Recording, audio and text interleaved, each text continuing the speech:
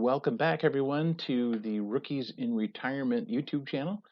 This is our Math for Quail Part 2, and this is scaled up for a business. If you watched the Part 1, gave you some basic math of what you're going to need to raise quail from the number of eggs all the way up to the day that you call them. And this is going to be Part 2, scaled up for business.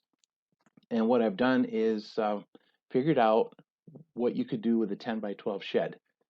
The reason that I did that is a 10 by 12 shed in this area is pretty common. You don't need a permit for it. And since we are in a village, most of you probably don't know that, but we are at the very edge of a village.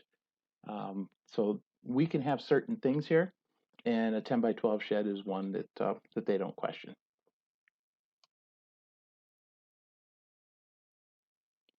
So this is something that you saw in the last video, and it starts off with day 1 all the way up to day 67, and day 67 can be about day 67, doesn't have to be exactly. And it starts off with the eggs in incubator 1, then move into incubator 2 all the way through.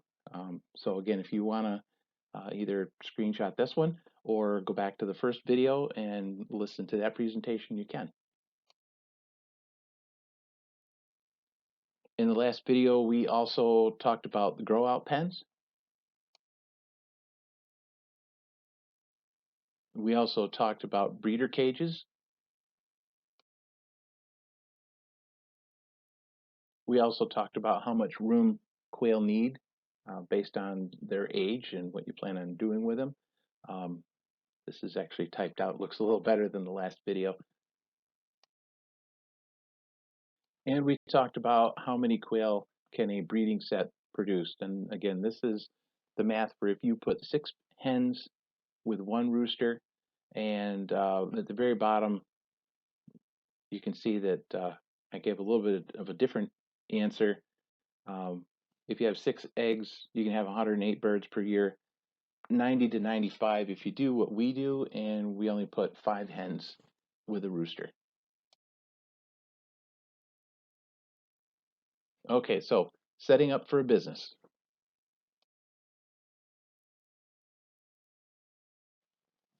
So here's the equipment that you will need to follow the plan that I'm putting together, and the equipment includes 3 incubators, 2 with an egg turner, and then 1 for lockdown. That's with no egg turner. We'll get to that later.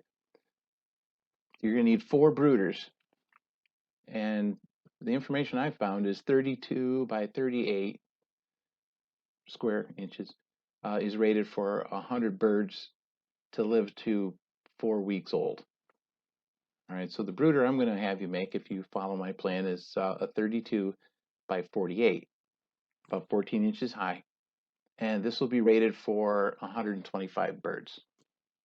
Again, that's only to take them to 4 weeks old. Once they leave the brooder, they go into the grow out pen, and you can fit 4 birds per square feet. Square foot, I guess you'd call that, right?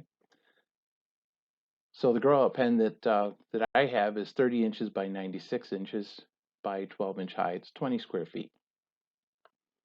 And then your layer pens, for an adult bird, let's just say, you're going to need 1 square foot per bird.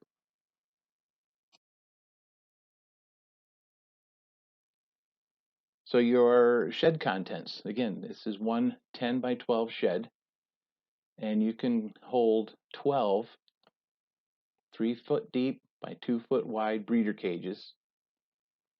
Right, that's if you're going to breed them for hatching purposes. You have 5 hens and 1 rooster. That's what we do. It can also hold 4 3-foot deep by 6-foot wide grow out pens. You can put 72 birds in each one. It can also hold 4 3-foot by 4-foot wide brooders, which you can put 144 birds in. And it also can hold a couple of totes up to 3-foot by 4-foot for supplies. Or if you're just going for egg production only, you can put 36 3-foot deep by 12-foot wide layer cages. that I hope this isn't very confusing, because that's going to be a second shed if you want to do that. You're still going to need the breeder cages, the grow out pens, the brooders, your supplies. If you can put all that in your house, or have someplace else you want, a basement, garage, something like that, and then you just want to take your one 10 by 12 shed, and you can have 36 cages for layers, um, and have quite the nice quail egg business. Okay, so this pretty much proves that I raise chickens as well, because I write just like them. Uh, so this is a schedule, and there's 3 pages of schedule, and what you're probably going to have to do is either take screenshots of this, or pause this, write it down. Um, but this basically gives you a schedule. It will be a continuous schedule, what you can do every week to keep your quail business up and running. So week 1, you can put your eggs into incubator 1A, we'll call them. It has an egg turner. Week 2, you can put your eggs into incubator 1B. That's the second one without an egg turner. Week 3, the eggs from 1A can go into incubator number 2, which doesn't have the egg turner, for the lockdown.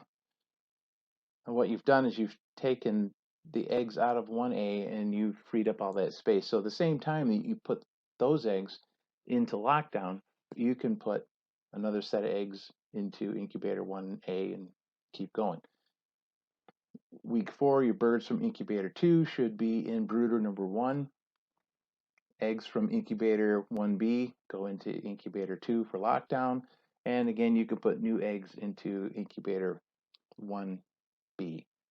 And that's pretty much your whole cycle.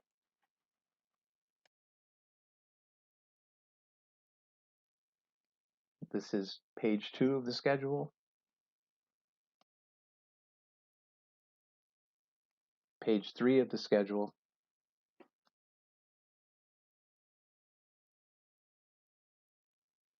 and if you're anything like me, you have to see it sitting in a spreadsheet. This is what works for me. Okay, again, week 1, you collect your eggs. Week 2, week 1, eggs go into incubator 1, and so on and so forth.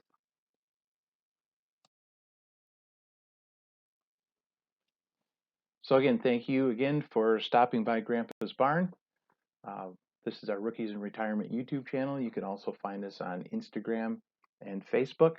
Uh, Drop us a line from either writing in the comments below, or at the Instagram, Facebook page.